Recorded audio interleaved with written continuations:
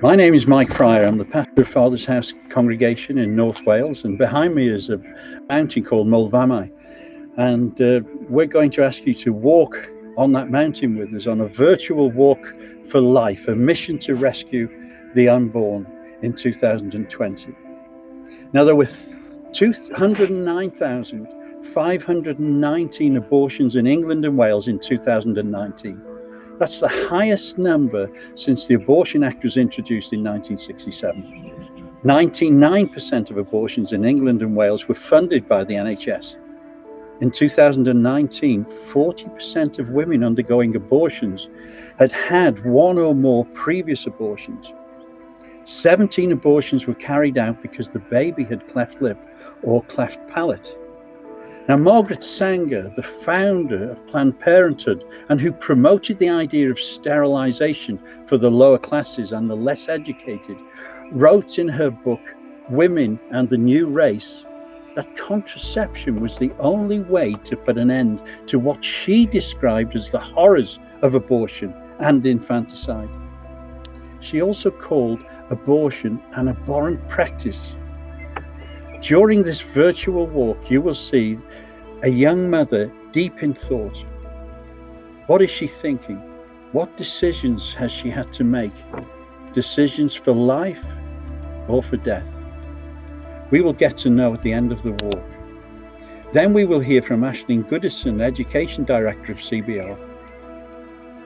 Humanity lost its dignity many years ago, and abortion compounds this terrible record of how we did that. So as you walk with us, would you, like this young mother, face a decision to try and reverse the horror of abortion in our generation and join us on our mission to rescue? Enjoy this walk for life.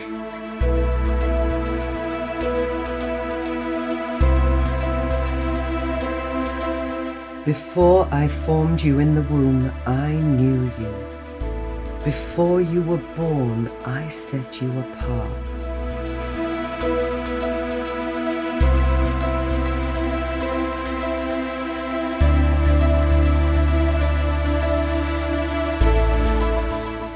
For you created my inmost being. You knit me together in my mother's womb.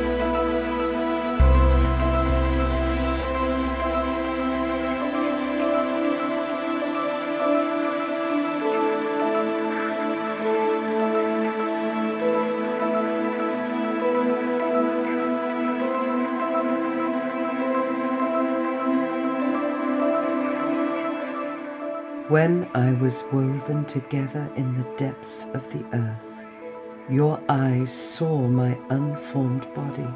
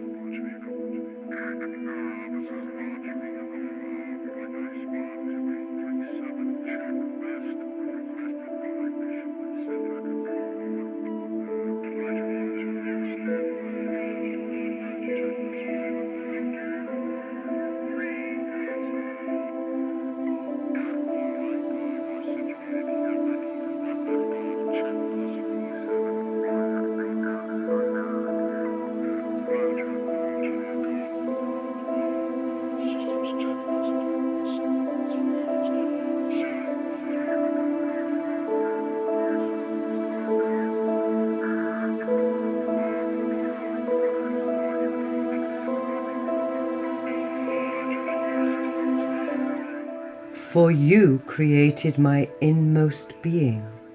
You knit me together in my mother's womb.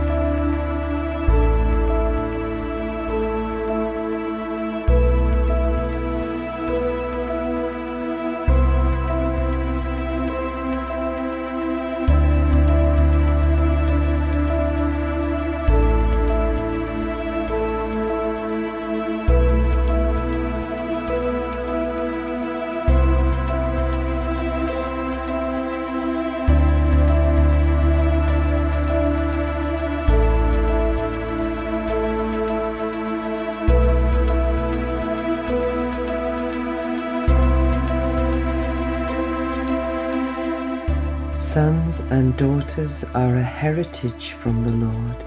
Children are a reward from Him.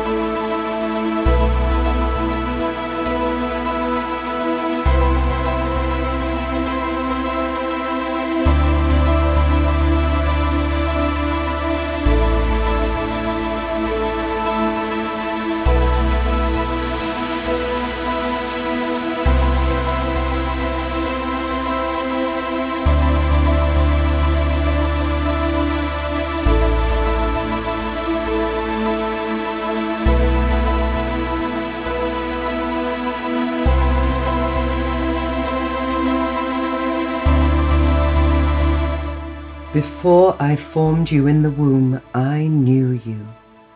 Before you were born, I set you apart.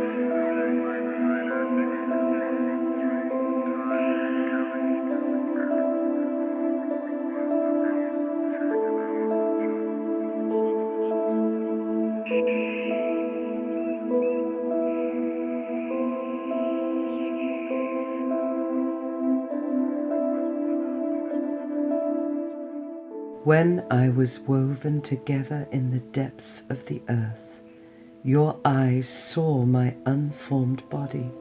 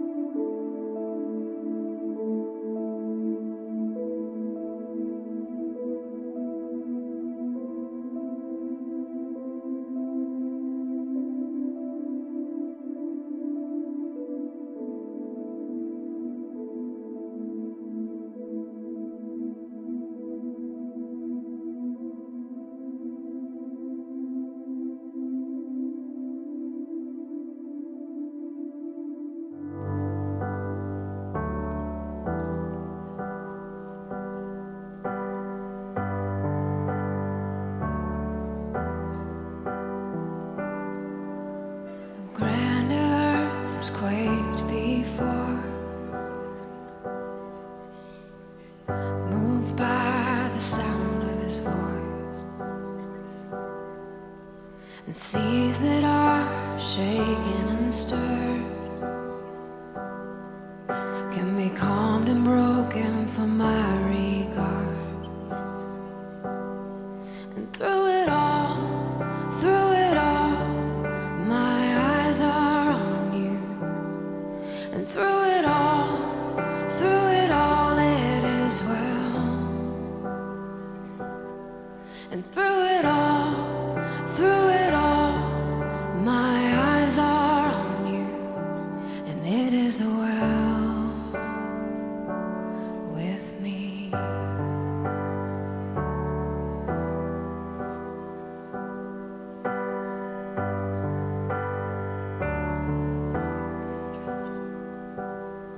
And far be it from me to not believe, even when my eyes can't see. And this mountain that's in front of me will be thrown into the midst of the sea. And through it all, my eyes are on you. And through it all, it is well. And through it all, my eyes are on you, and it is well. It is well. So let go, my soul, and trust in Him. The waves and wind still know His name. So let go, my soul, and trust in Him. The waves and wind still know His name. So let go, my soul, and trust in Him. The waves and wind still know His name. The waves and wind still know His name.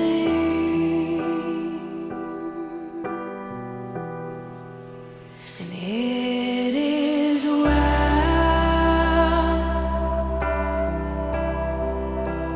with my soul. Sing it out.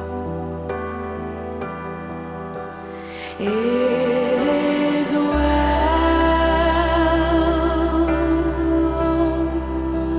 with my soul. It is well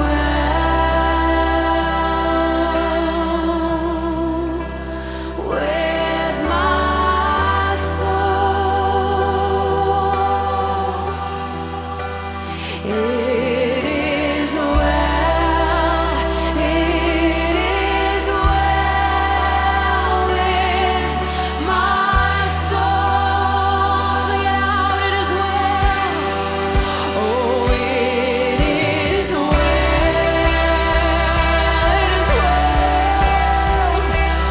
with my soul because of who you are, Lord. Oh, it is well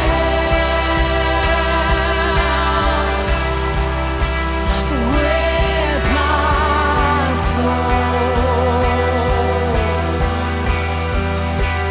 It is well with my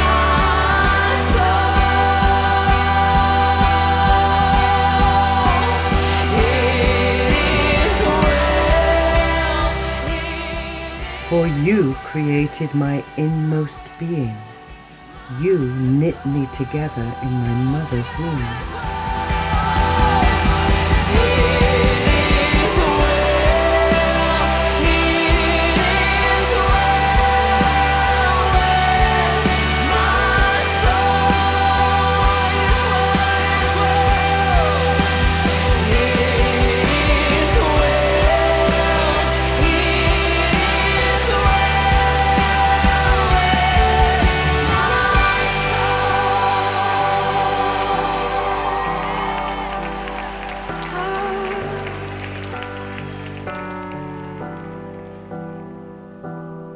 And through it all, my eyes are on you. And through it all, it is well, Lord. And through it all, my eyes are on you, and it is well with me.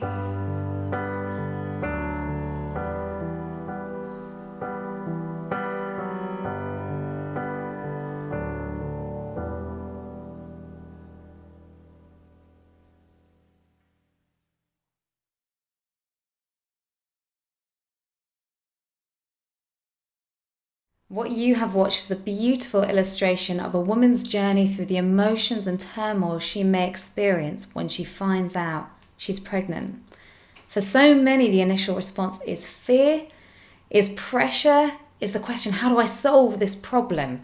There is no doubt that an unplanned pregnancy is not going to be easy. There could be any number of huge challenges that a woman might face.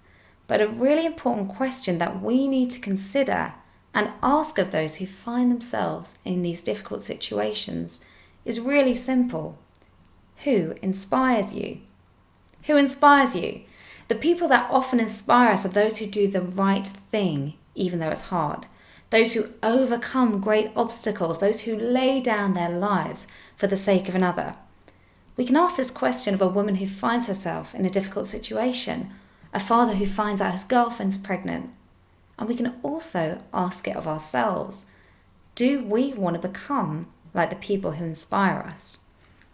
I was recently having a conversation with my sisters, and I was telling them a really inspiring story about this woman called Harriet Tubman.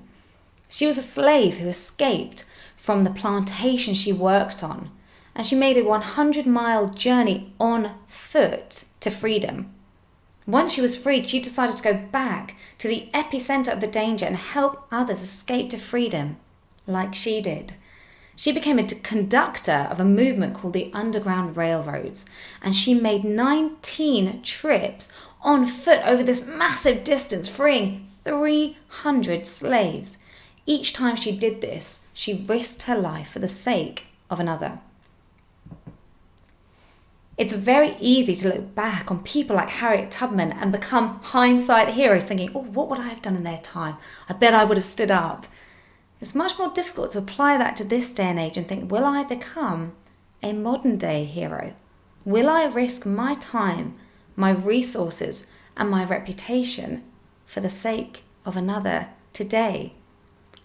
This really boils us back down to what is the core of the pro-life message.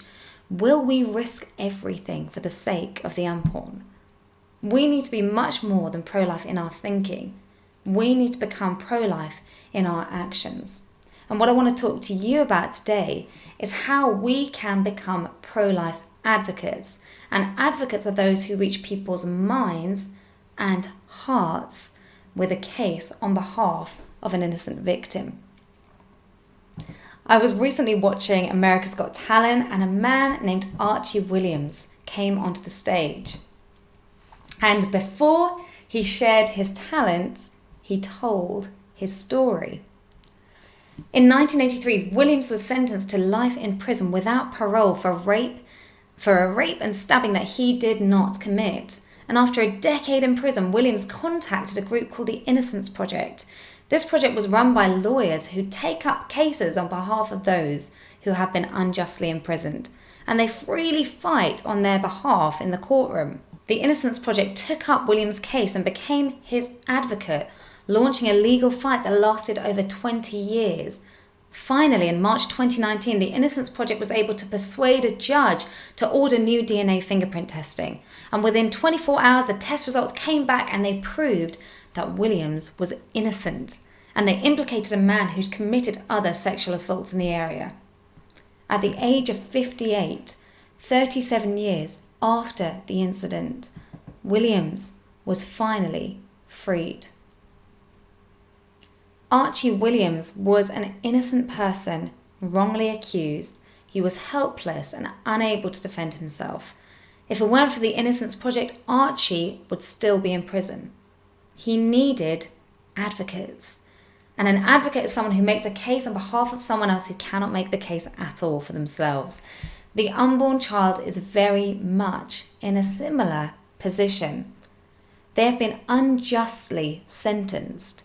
Their dignity has been taken away, and they need people who are able to defend them, to make a case for life on behalf of them when they cannot make it for themselves, to win people's hearts and minds to the pro-life cause. So how do we win people's minds? What is the case for life? The case for life is very simply summed up in this following syllogism. Premise 1, it is wrong to intentionally kill an innocent human being. Premise 2, abortion intentionally kills an innocent human being. Therefore, abortion is wrong. If we can prove in our case that the unborn are human beings and that abortion kills an innocent human being, we win our case. So how do we prove the unborn are human? We don't really need to go much further than science. Science is clear that human development begins at fertilization. This marked the beginning of each of us as a unique individual. A zygote is the beginning of a new human being. This is just one embryology textbook quote. Science is conclusive that human life begins at the moment of fertilization. Everything about you was determined in an instant, so your size, your skin color, your sex. We know that you're human because if two humans reproduce, what is their offspring? Human. We know that you're alive because if something's growing, isn't it alive? And we know that you are whole. You're not simply an assembly of parts like building a car. You develop according to your nature into a more adult and mature version of yourself. So you're a distinct, living and whole human being. That is the simple scientific case. So what is the best way to communicate our message? Well, we need to think, who's the greatest communicator in the history of mankind? Jesus. And how did he communicate to his audience? Well, let's look at the example of Luke 10. The teacher of the law comes to Jesus and says, "Teacher, what must I do to inherit eternal life?" And how does Jesus respond? With a question, what does the law say? So Jesus recognized that the man that he was talking to was a teacher of the law, and he was trying to pull on the knowledge that was already within that person. What does the law say? And the man says, well, love the Lord your God with all your heart, mind, soul and strength, and love your neighbour as yourself. And Jesus is like, yes, do this and you'll live. And how does the man respond? Who's my neighbour? And how does Jesus respond? With a story, the story of the Good Samaritan. And Jesus used locations and figures that would have been very familiar to his audience to illustrate his point. So it's very clear from Jesus' example that we need to ask good questions and share stories or analogies. So how do we ask questions when it comes to the abortion debate? Well, a really simple way of doing this is asking these simple questions. Do you agree with human rights? Who gets human rights? Humans. When does science say humans begin their lives? Well, if you look at any embryology textbook, they continually teach that beings that reproduce sexually begin their lives at fertilization. If two human beings reproduce, what is their offspring? Human. Is the embryo growing? If the embryo is growing, doesn't it follow that it is alive? Yes. So if the embryo is a living, growing human being and abortion ends the life of that human, isn't abortion a human rights violation? You see, when we bring it back down to the central issue, when we describe abortion as a human rights violation, it makes it much easier for everyone, whether you're Christian, Jew, or Muslim, or atheist, to agree that it's wrong to intentionally kill an innocent human being. Even still, often people will come to us and say, well, they might be human, but what about these tough circumstances that a woman might find herself in? And they might say, what about rape? What about poverty? You know, what if she's too young? She's got a career ahead of her. Maybe she doesn't want the baby, or the baby has a disability. Are you going to force a woman to go through this pregnancy when she's suffering so much? So how do we respond to this? Well, this is where we bring in our analogies, following in the footsteps of Jesus. Ask questions, make analogies. So we can agree that it would be extremely difficult to bring up a child in poverty. We can make our analogy. Let's imagine that a mother decides to keep her baby. The baby's born, but she really cannot afford to look after this child. She's really struggling to feed her children. Can she shoot her child to solve the situation of poverty? No, why not? Well, because the child's a human being. Okay, what's the difference between killing a born child for the situation of poverty and killing that same child when it's just a bit younger? And they might say, well, that's entirely different because, you know, inside the womb it's a fetus. And that's when you can ask, well, what kind of fetus? A cat fetus? A dog fetus? No, human. Okay, if it's human, shouldn't it have human rights? You see, regardless of the difficult circumstances a woman may find herself in, we would never say it's justifiable to kill a born child to solve that problem. So why does our society tell us it's okay to kill the unborn? Because they do not acknowledge that the unborn are human beings and that abortion ends their life. So this always brings us back to the question, what are the unborn? Which is where we prove it with simple signs that the unborn are human, and we make a human rights case for life. We ask questions, we share analogies, we win people's minds to the pro-life position. But how do we win people's hearts? Well, if we look back to the story of Archie Williams on America's Got Talent, we can see that he received millions and millions of views because he used a platform to share his story. The victim of the injustice has been given a face. Hundreds of people have been incarcerated for other people's crimes, but Archie has given them a face, and he shows us that the victim's story has to be made visible. So what is the story of the unborn? Do we know their story? What I would like to play for you is the story of the victims of abortion. What you're going to see is a video that Marie Stopes used to advertise their abortion services to prospective clients. They're one of the major abortion providers in the UK.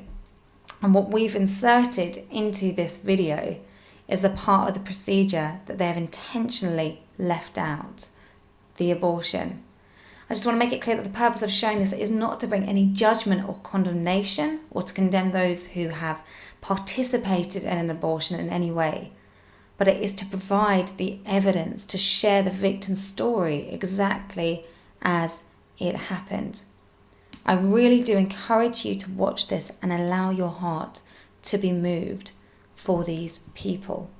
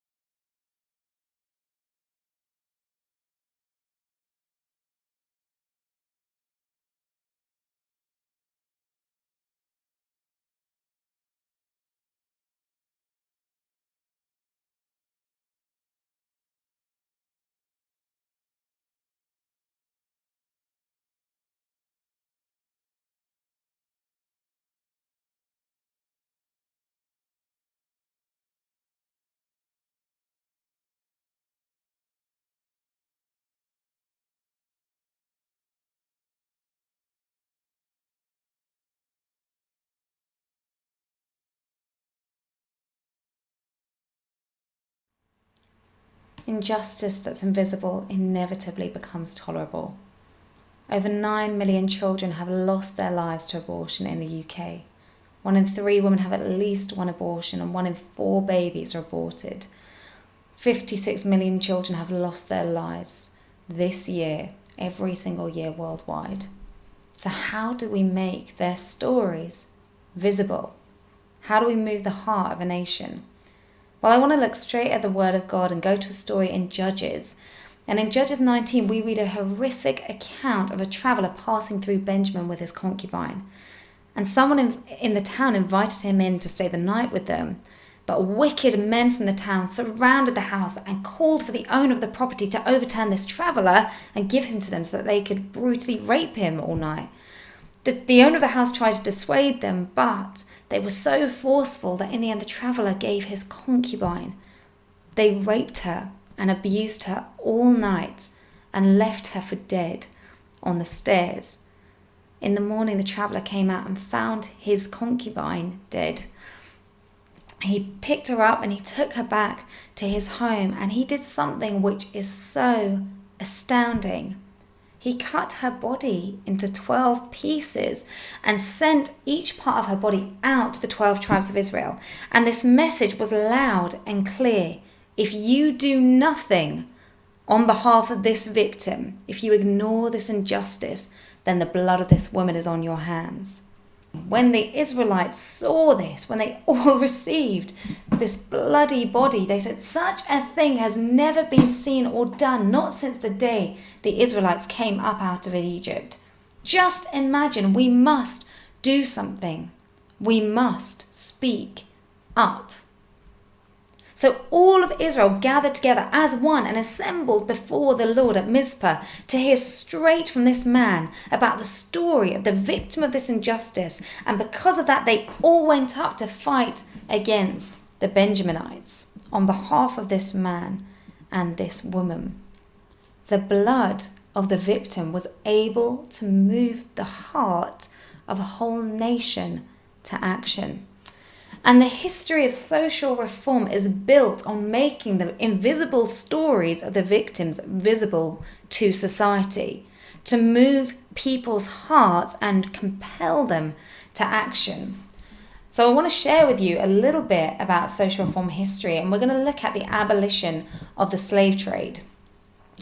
And when we look at this, we often think about William Wilberforce, the politician in government who fought tirelessly to end the slave trade, putting forward petition after petition and bill after bill, but they had, for over a decade, no success. And it wasn't until he partnered with this man, Thomas Clarkson, that things started to shift in the nation. And he travelled around the country on a horseback, taking with him pictures of the atrocities committed against the innocent slaves. He took pictures like this one, Am I Not a Man and a Brother, to rehumanize the slave that had been so dehumanized. He took pictures like this to show the inhumanity that was committed against these people, slaves being branded, and like this one of slaves being brutally killed. And this one of slaves being stacked like sardines in these slave ships as they were transported to the plantations. These images made their way into flyers and newspapers, and they got plastered across the nation. And these motivated people's hearts to boycott the sugar industry, to put pressure on the government and move them to act. And over time, through these stories of the atrocities, public opinion changed public policy. The victim's story had to be made visible. When we look at the Holocaust, the German media used pictures like this, picture stories of happy, smiling nurses, to hide the true horror of the Holocaust. And many Germans refused to believe that the genocide was happening right under their noses, until at the end of the war they were forced to walk past the corpses of these innocent victims. These pictures serve a purpose of telling the stories of the victim. They bear witness, and they will bear witness for generations to come. And more recently, we have seen another example of a person who was victimized and whose story has been made visible and has captured the attention of the world. And that is the story of George Floyd. He was a black man who was held down and killed by the force of the knee of a police officer on his neck. And this image and the video of his victimization has sparked international outrage, protest, and whether you agree or not with the direct actions that have been taken, we have to accept that this victim's story being shown has impacted nations. The stories of the victims must be made visible. No social reformer has ever ended an injustice by covering it up. It has to be exposed. The Bible is clear. Have nothing to do with the fruitless deeds of darkness, but rather expose them. Speak up for those who cannot speak for themselves, and ensure justice for those being crushed. So how do we share the unborn story? If we want to be modern day social reformers, then we need to follow in the footsteps of those who've gone before us. We need to make the injustice visible to the public, and that's what we at CBR UK are doing. We take images which show who the unborn child is and what happens to them in an abortion procedure, and we take them to the streets. And when we do this, we reach people's hearts with their stories and minds with the conversations we have, making the case for life, sharing analogies, asking questions. And when we do this, our displays reach thousands of people, both on the streets and on social media, where we reach hundreds of thousands more. Then these images are taken further to the nation, and we have opportunity to make a case for life on behalf of the innocent victims. And these images reach mass media. And when these images reach out to the masses, they save lives. I thank God I didn't abort my baby. Just one story. And here is that baby Miracle, who was born when her mother saw the truth. And here's another baby. And another one. These are just some of the stories of the images of babies who are alive today as a result of their mothers witnessing the truth. And minds are changed. I want to share with you a video of what happens when we engage members of the public on the street with this truth. What do you think about abortion?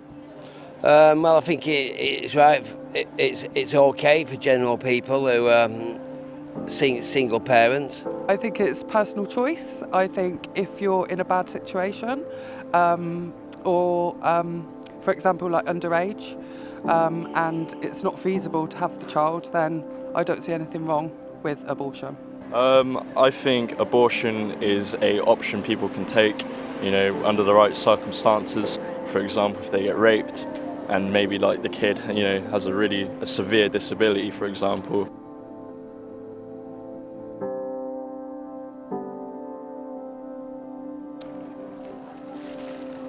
Yeah, see, it should be less than that, shouldn't it? Because that's actually a human being, that is. To kill a baby because that is just killing a baby at that point, I think that is quite disgusting, actually. Yeah, I thought you had to do it a lot earlier in the procedure. You seem quite shocked. Why? What's going through your head? I had no idea that's how an abortion was done. I didn't realise the baby was ripped to pieces. That is terrible. I've never seen one, I didn't know it was this graphic. But from what I've seen, then I would say it should be abolished. Wow, that's a big turnaround. That is graphic. That is graphic. I've heard about abortion for many, many years, but this is the most graphic I've ever seen. So, yes, that actually switched my opinion on it. I don't believe in it now. Now I've seen that, that's horrible. That's a little human being. I've changed my mind.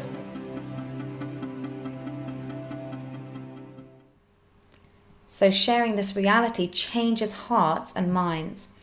I remember being on a pro-life display in Brighton, and there was this 17-year-old boy, and we were holding pictures of a living 7-week baby and of babies that had also been aborted. And he was staring at the image of this 7-week embryo. And I asked him, what do you think about abortion? And he said that he'd just come down from Manchester and he'd had a one-night stand with a girl.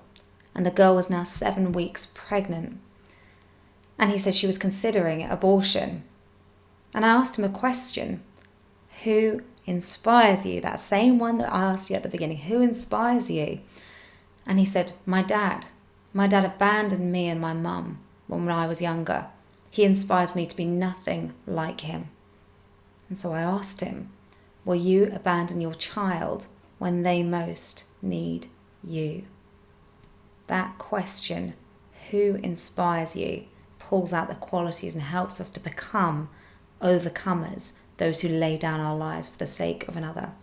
And if we want to be like the people that inspire us, the Harriet Tubmans, the Wilberforces, we do need to lay down our time, our resources, our reputation, even our very lives for the sake of the unborn. We need to make a case on behalf of them and share the victim's story.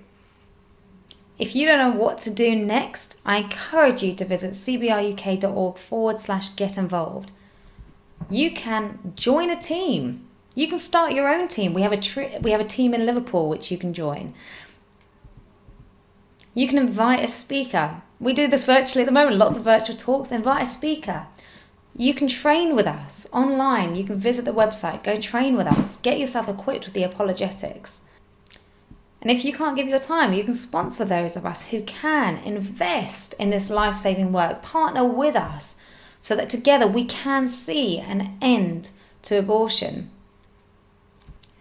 As I conclude, I wanted to remind you of the Innocence Project. To date, they have freed over 367 people by advocating on behalf of those who cannot make the case for themselves. We must be inspired by the Innocence Project, for who knows how many more victims we can save from abortion if we would rise up and become the unborn child's advocates.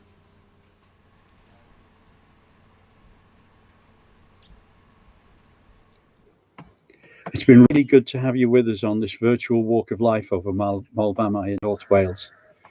But our mission to rescue the unborn has just begun.